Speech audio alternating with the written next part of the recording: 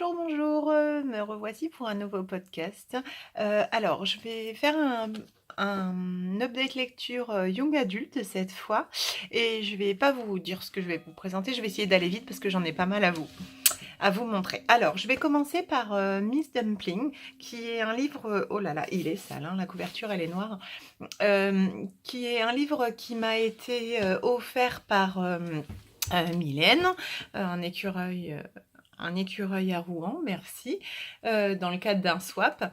Je n'en avais jamais entendu parler et j'ai vraiment bien aimé. En plus, on l'a lu en lecture commune, donc j'ai trouvé ça super chouette. Alors, c'est l'histoire de Willowdene qui est grosse. Elle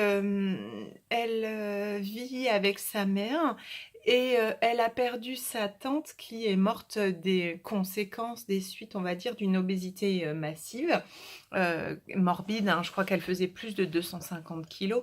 Et, voilà, donc sa tante, donc la sœur de sa mère vivait avec elle, elles vivaient toutes les trois dans leur maison. Et du coup, Willowdene est très affectée par le décès de sa tante, de qui elle était très proche. Parallèlement à ça, sa mère est organisatrice du concours de beauté de la ville, comme pardon, les concours de beauté comme ça se fait beaucoup aux États-Unis. Et, Willowdene, ben, elle s'y intéresse pas du tout. Et donc donc elle est au lycée, elle travaille en même temps dans un restaurant, genre un fast-food. Elle va rencontrer quelqu'un et puis parallèlement à ça, ben, elle va s'inscrire au concours de beauté pour, on va dire, pour se prouver qu'elle est capable de le faire. Et puis je sais pas si c'est pas un peu pour embêter sa mère aussi. Voilà, alors ça c'est l'histoire. C'est une histoire qui m'a beaucoup plu. Alors il paraît qu'il y a pas mal de critiques négatives. Moi je trouve, je peux vous dire que je suis une ancienne grosse, donc vraiment, voilà, j'étais en obésité très importante et ce livre m'a beaucoup parlé. M'a m'a je trouve qu'elle parle vraiment bien de tous les problèmes, enfin de tout ce que peut ressentir quelqu'un qui est très gros, de toutes les difficultés à s'habiller, mais sans en faire des clichés. Elle le dit juste comme ça, voilà, elle l'explique, enfin elle en parle, mais voilà, ça en devient pas un cliché, ce n'est pas de la victimisation. J'ai trouvé que c'était vraiment très bien écrit et vraiment, j'ai aimé ce livre. Il y a une quête pour cette jeune lycéenne d'identité de soi et de confiance en soi. Parce qu'elle est grosse, bah, il peut pas y avoir, en plus, il y a deux gars qui s'intéressent à elle, c'est vraiment impossible. Elle n'arrive pas à se lâcher parce que ben, c'est impossible qu'un gars au lycée veuille sortir avec elle. En plus, si elle se lâchait et si elle acceptait de sortir avec lui, ce serait trop lent pour lui, il pourrait jamais assumer. Enfin, c'est ce qu'elle pense, hein. Et il faut qu'elle lâche tout ça, alors que le gars, il se pose pas toutes ces questions-là. Vraiment, je trouve ça vraiment très intéressant, c'est très bien écrit. Effectivement, c'est le fond du concours de beauté, mais le concours de beauté, c'est vraiment que le fond, hein.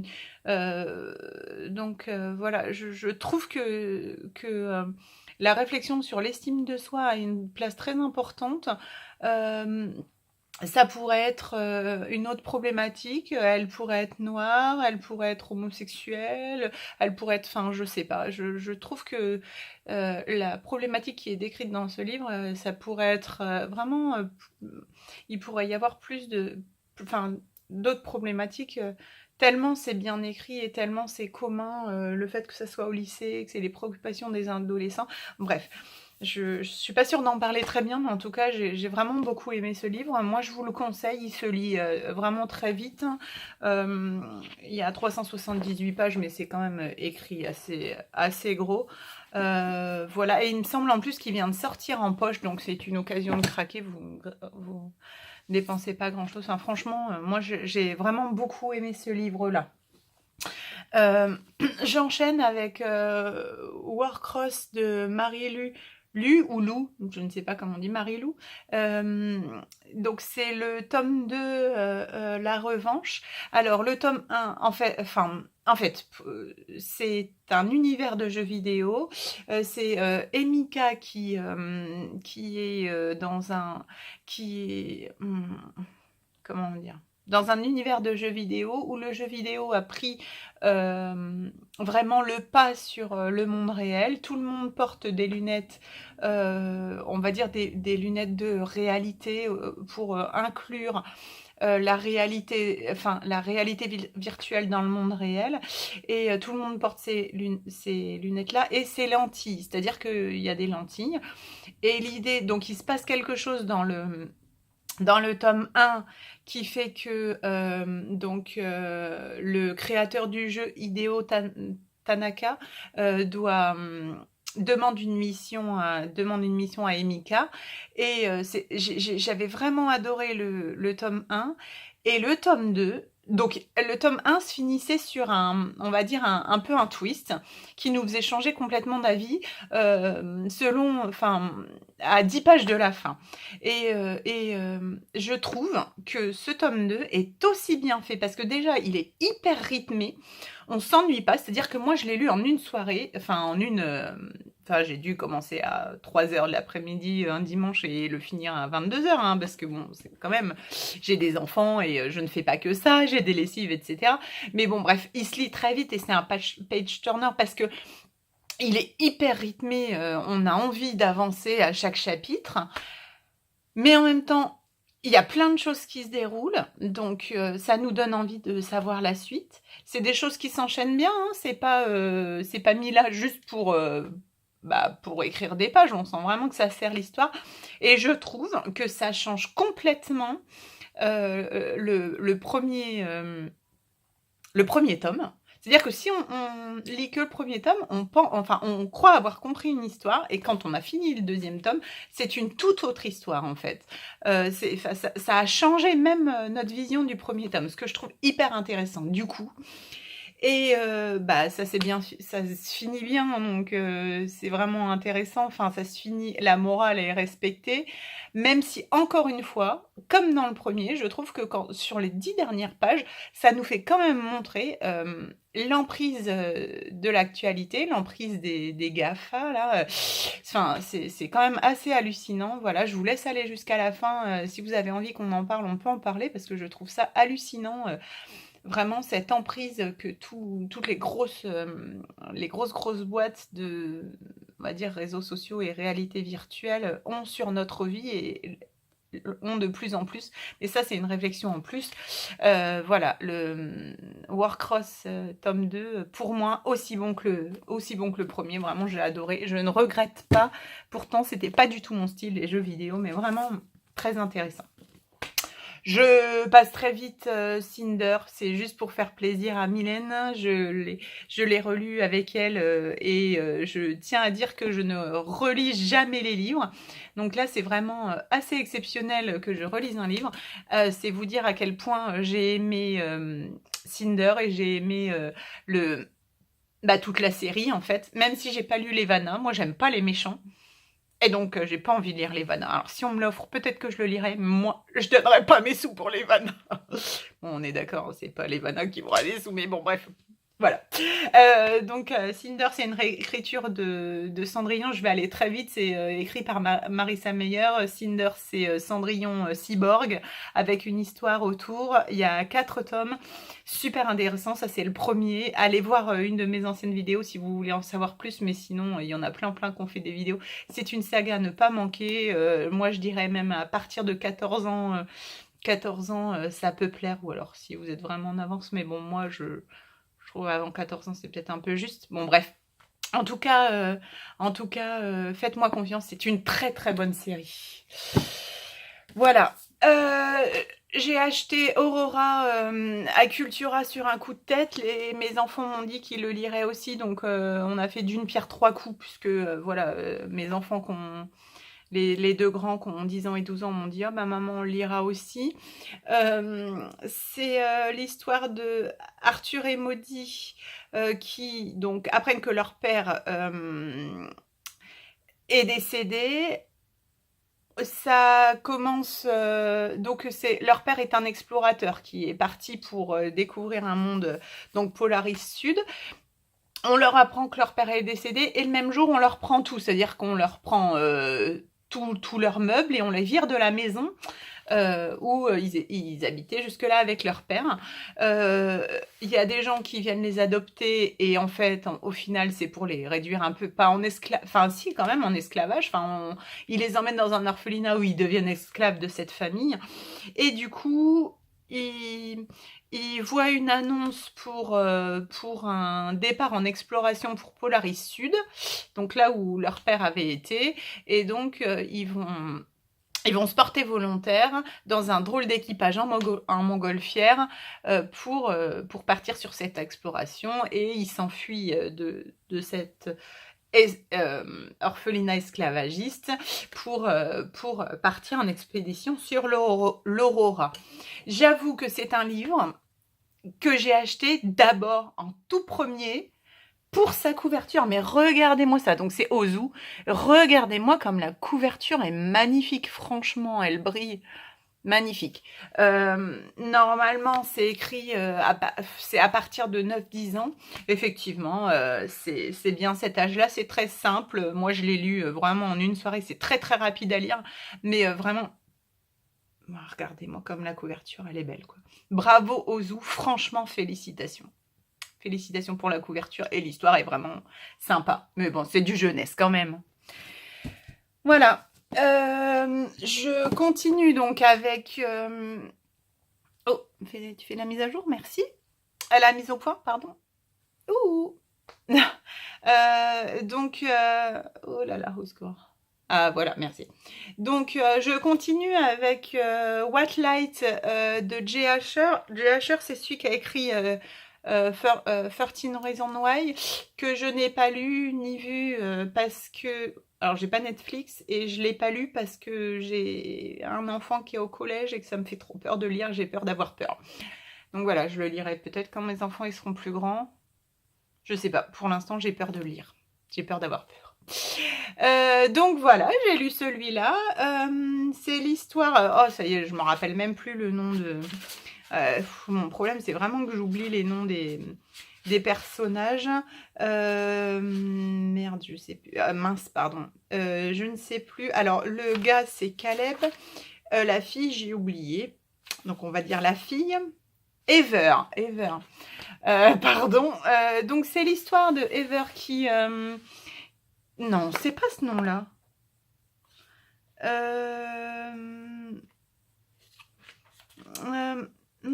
Mince. Bon, excusez-moi. C'est pas grave. On va dire la fille. Je crois que c'est ça. Je crois que c'est Ever quand même. Donc, en fait, en gros, sa famille a un parc à sapins.